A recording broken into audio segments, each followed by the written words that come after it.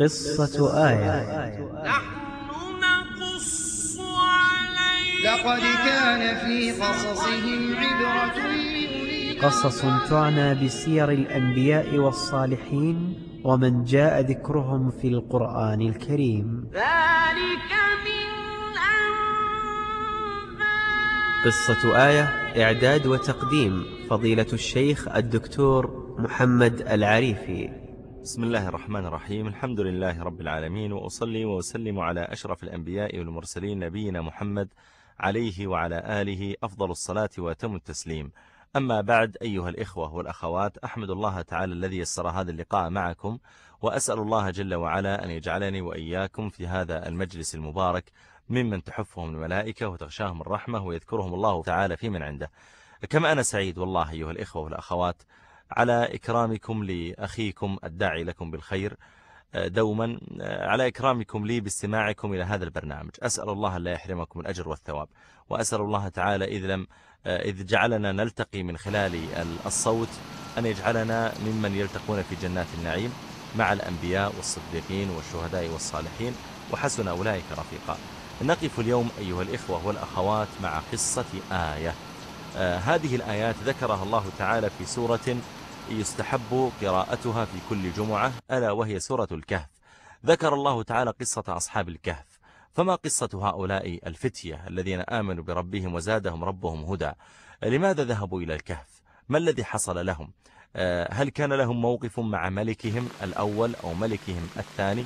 ما هي القصص التي تبعت ذلك؟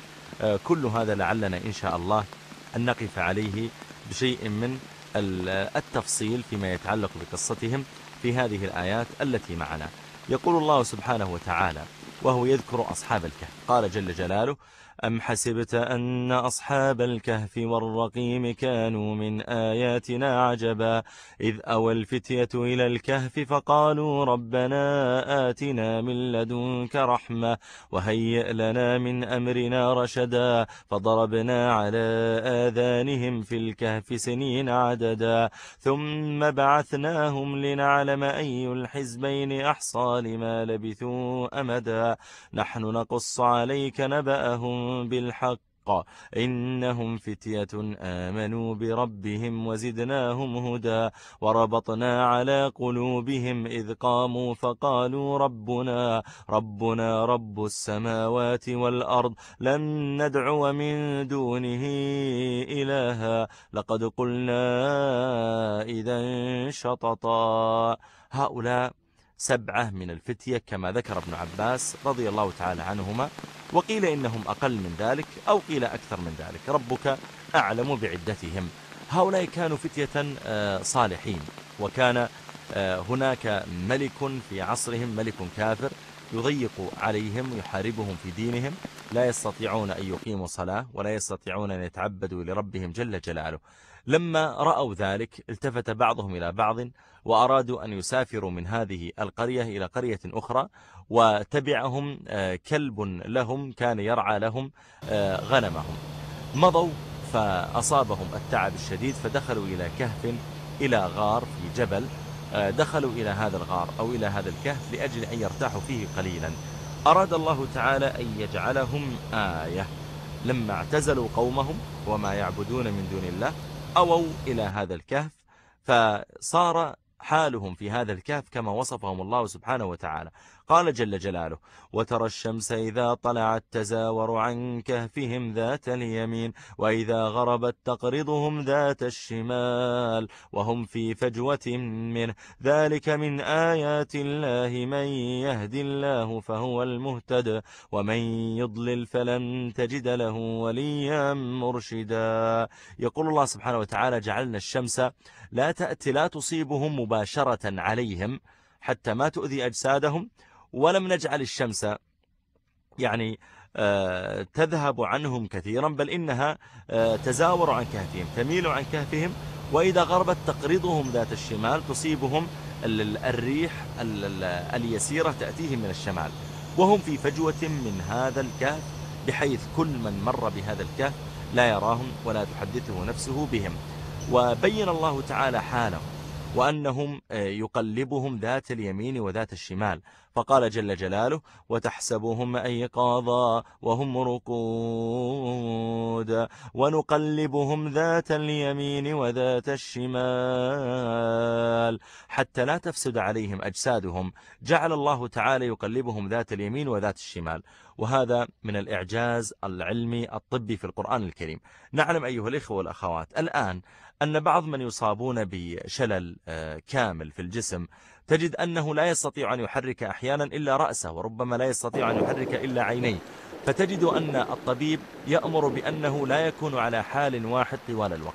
فإذا كان على ظهره مثلا لمدة يوم أو يومين يأتي الممرض إليه في اليوم الذي بعده ويقلبه على جنبه الأيمن، ثم يجعله ساعات على هذا الجنب، يقلبه على جنبه الأيسر، يجعله ساعات على هذا الجنب، حتى لا يتأثر الجلد بطول ملامسة الفراش أو الأرض، لا يتأثر الجلد ويتآكل أو يصاب بنوع من الفطريات. فالله سبحانه وتعالى يقول ونقلبهم ذات اليمين وذات الشمال. قال وكلبهم باسط ذراعيه بالوصيد لو اطلعت عليهم لوليت منهم فرارا ولملئت منهم رعبا. رب العالمين جعلهم كأنهم أيقاظ، بحيث لو أنه دخل داخل إلى هذا الكهف، بحيث أنه لو دخل داخل إلى هذا الكهف ورآهم يظنهم أيقاظا، وأيضا قد جعل الله تعالى عليهم من الهيبة ما يجعل كل من رآهم يولي منهم فرارا ويملأ منهم رعبا. لبثوا على هذا الحال 300 سنين وازدادوا 9 كما نص الله سبحانه وتعالى في قوله جل جلاله ولبثوا في كهفهم 300 سنين وازدادوا 9 قل الله أعلم بما لبثوا له غيب السماوات والأرض. بين الله تعالى أنه هو سبحانه الذي يعلم كم لبثوا في كهفهم. لبثوا على مثل هذا الحال هذه السنين الطويلة، لم يموتوا، لم يتآكلوا، لم يتعرض لهم أحد، ثم أيقظهم الله سبحانه وتعالى وبعثهم من منامهم.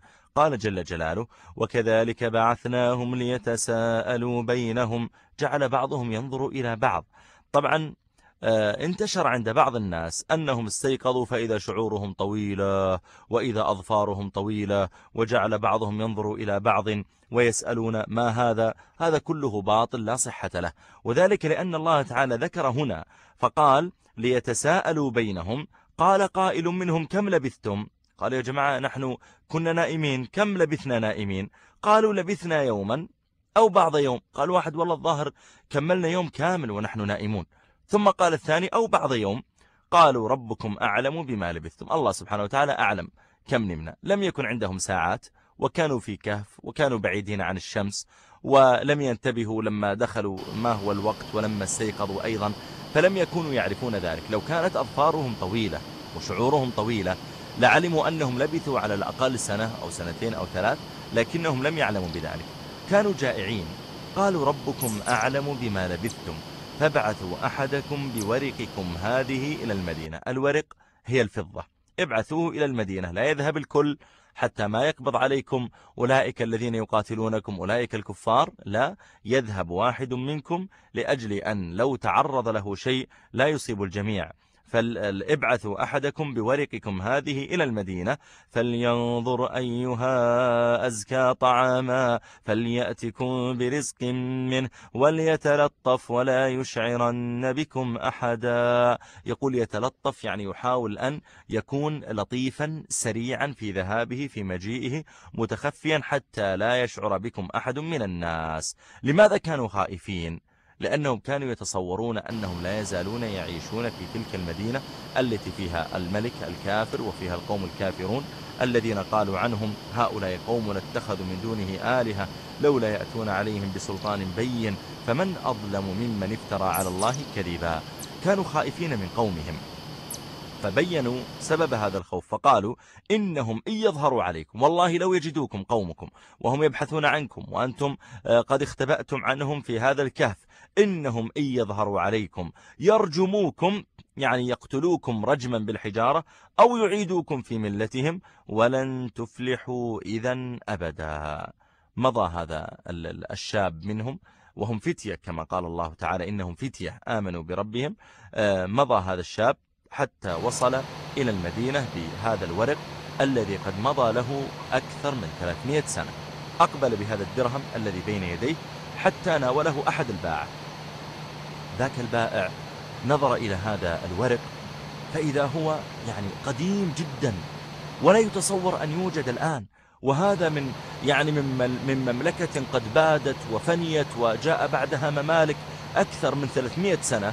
فظن هذا البائع بأن هذا الرجل الذي جاءه قد وقع على كنز عظيم من أمة سابقة وأنه ينفق منه، فصاح وقال: أيها الناس، انظروا إلى هذا المال، انظروا إلى هذه الدراهم، انظروا إلى هذه الفضة، هذا قد وقع على كنز، هذا صار له كذا.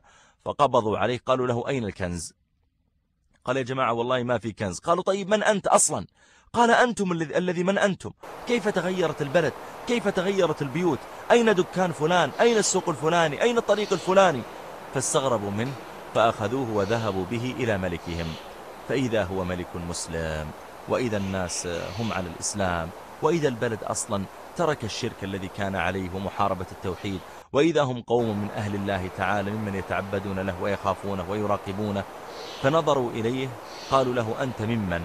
قال: أنا من بني فلان، وقد كان ملكنا فلان، وجعل يوضح لهم ذلك. قالوا: أنت عايش منذ ذلك الزمن؟ قال: نعم، الزمن قريب. قالوا: لا، هذا الآن قد مضى له 300 سنة. قال: يا جماعة ترى معي أصحاب. قالوا: أين أصحابك؟ قال: أصحابي في الكهف. قال الله سبحانه وتعالى: وكذلك أعثرنا عليهم ليعلموا أن وعد الله حق وأن الساعة لا ريب فيها إذ يتنازعون بينهم أمرهم فقالوا ابنوا عليهم بنيانا ربهم أعلم بهم قال الذين غلبوا على أمرهم لنتخذن عليهم مسجدا. مضى حتى وصل إلى الكهف ومعه الملك وحاشيته وقوم كثير. فلما وصل إلى الكهف قال لهؤلاء: انتظروا لا تدخلوا حتى لا تفزعوا أصحابي، إني داخل إليهم وحدي فمخبرهم بالأمر قبل أن أخرج إليكم. فدخل إلى أصحابه فأخبرهم، فقبض الله تعالى أرواحهم في تلك اللحظة وماتوا. قال الله سبحانه وتعالى: لما دخل هؤلاء ونظروا إليهم تأخر عليهم، فنظروا إليهم فإذا هم موتى اختلفوا.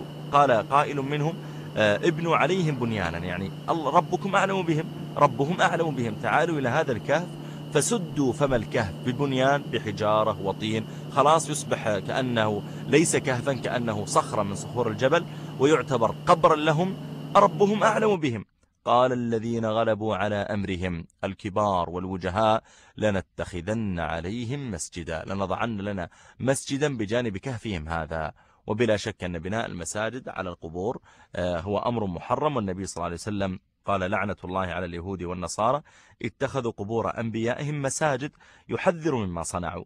فهذه القصة أيها الإخوة والأخوات من أعظم القصص في كتاب الله تعالى التي حكاها الله جل وعلا ليكون لنا فيها عبرة وعظة. أسأل الله تعالى بمنه وكرمه أن ينفعنا وإياكم بما سمعنا، ويجعلنا ممن يستمعون القول فيتبعون أحسنه.